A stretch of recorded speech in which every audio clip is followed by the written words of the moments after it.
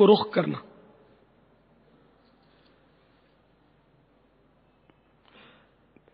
کچھ مزید اپنے لیے نیتیں کر لیتا ہوں. کوئی کیسے ہی ناگوار انداز میں سوال کرے صبر کروں گا. یہ مبلغین کے لیے بھی کارآمد ہے. آپ بھی اس میں اپنے کام کی باتیں لے لیں، کیونکہ آپ ویسے بھی طلبہ ہیں. اس میں بعض تو دور حدیث کے بھی ہیں، تخصص فی الفقہ کے بھی ہیں، درس نظامی کیے ہوئے اسلامی بھائی بھی ہیں، اساتذہ بھی ہیں. سب کو اس کی ضرورت پڑتی ہے. کوئی کیسے ہی ناگوار انداز میں سوال کرے صبر کروں گا. یہ نہیں غصہ کر لیا، جھاڑ دیا، جھڑک دیا.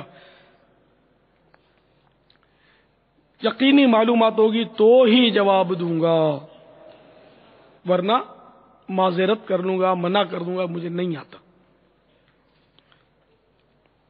یا ذہن بنا کے میں اس کو معلومات کر کے بتا سکتا ہوں تو یہ کہہ دوں گا کہ انشاءاللہ معلومات کر کے عرض کر دوں گا. جواب کے آخر میں واللہ تعالی اعلم ورسولہ اعلم صلی اللہ تعالی علیہ وآلہ وسلم کہوں گا. غلطی کی صحیح نشاندہی پر فوراً ازالہ کر دوں گا. اعلاء کلمۃ الحق یعنی اللہ تعالی کا کلمہ بلند کروں گا. پارہ 14 سورۃ النحل آیت نمبر 125. ادعو الی سبیل ربک بالحکمت والموعظۃ الحسنہ. ترجمہ کنز ایمان، اپنے رب کی راہ کی طرف بلاؤ پکی تدبیر اور اچھی نصیحت سے. میں دیے ہوئے اس آیت پاک میں دیے ہوئے حکم کی تعمیل کروں گا. بخاری شریف کی یہ حدیث فرمان مصطفیٰ صلی اللہ تعالی علیہ وآلہ وسلم بلغوا عنی ولو آیہ، یعنی پہنچا دو میری طرف سے اگرچہ ایک ہی آئے تو کی پیروی کروں گا. نیکی کا حکم دوں گا اور برائی سے منع کروں گا. عربی و انگریزی اور مشکل الفاظ و اشعار بولتے وقت دل کے اخلاص پر توجہ رکھوں گا، یعنی اپنی علمیت کی دھاک بٹھانی مقصود ہوئی تو بولنے سے بچوں گا.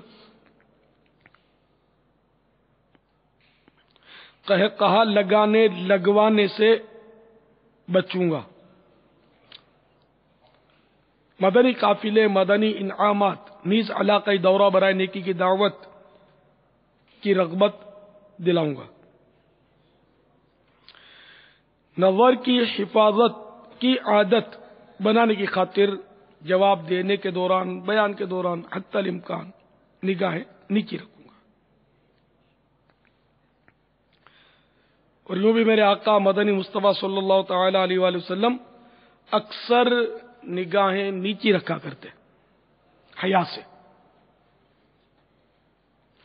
اور انہی نیچی نظروں کا واسطہ دے کر بارگاہ خداوندی میں میرے آقا اعلی حضرت دعا کر رہے ہیں، یا الہی رنگ لائے جب میری بے باکیاں، اللہ یا الہی رنگ لائے جب میری بے باکیاں، ان کی نیچی نیچی نظروں کی حیا کا ساتھ ہو اللہ، ان کی نیچی نیچی نظروں کی حیا کا ساتھ ہو.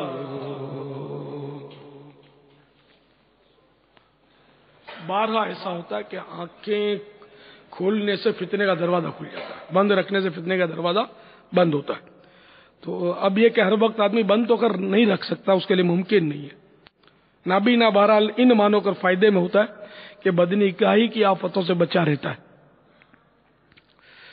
اللہ تعالی ہمیں بینا رکھے، آنکھوں والا رکھے، نظر والا رکھے، اور ان آنکھوں کا درست استعمال بھی ہمیں بخشے.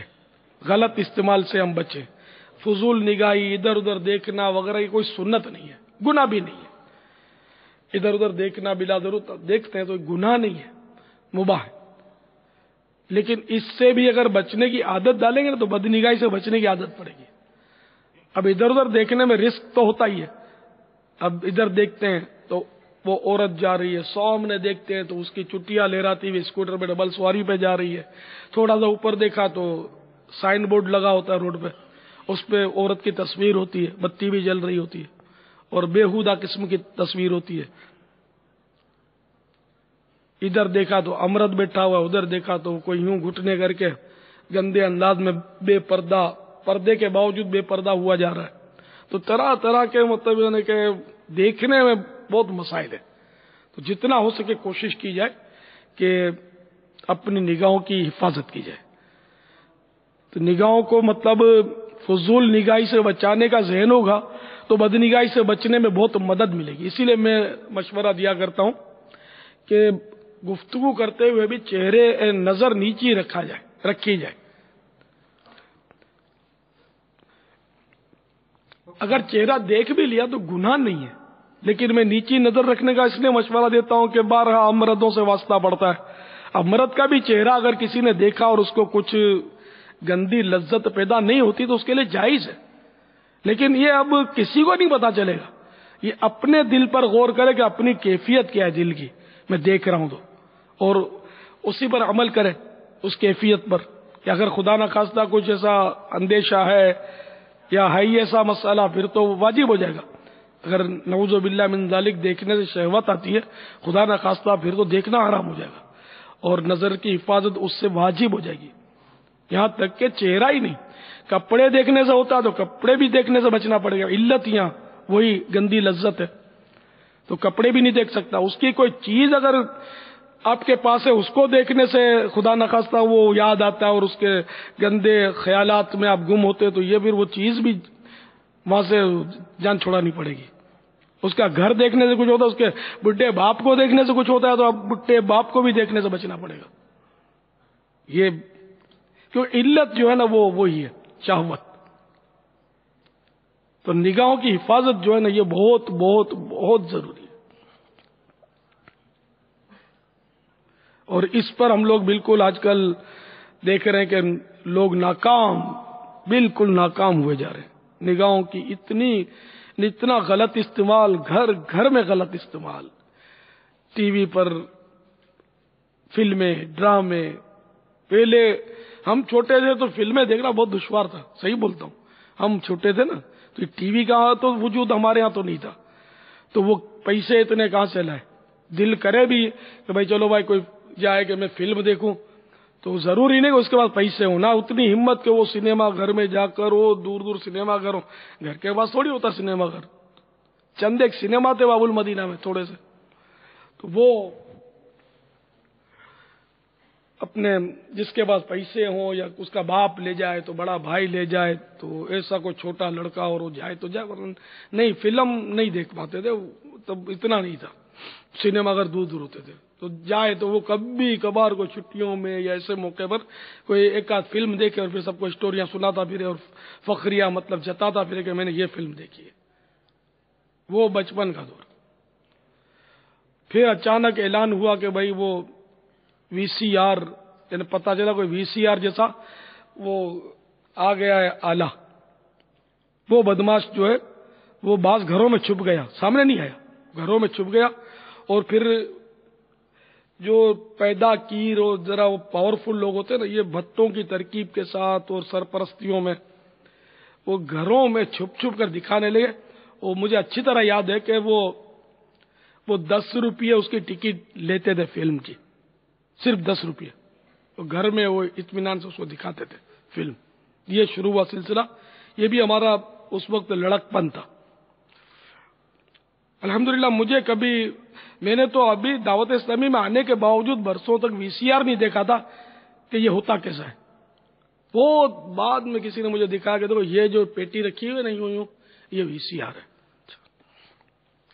نہ گھر میں کبھی ٹی وی داخل ہوا تھا، اور اب آیا تو مدنی چینل لے کر آیا اور اس پہ کوئی چینل نہیں ہے، الحمدللہ۔ تو بہرحال یہ کہ وی سی آر، پھر اچانک ایک دن اخبار میں خبر آئی کہ بھئی 10,000 لائسنس وی سی آر کے باب المدینہ میں جاری کر دیے گئے۔ لائسنس آ گیا، پھر تو آفیشل ہو گیا۔ وہ اس طرح یہ پھر پتا چلا بھائی وہ ٹی وی آ گیا، تو تو وہ پارکوں میں ککڑی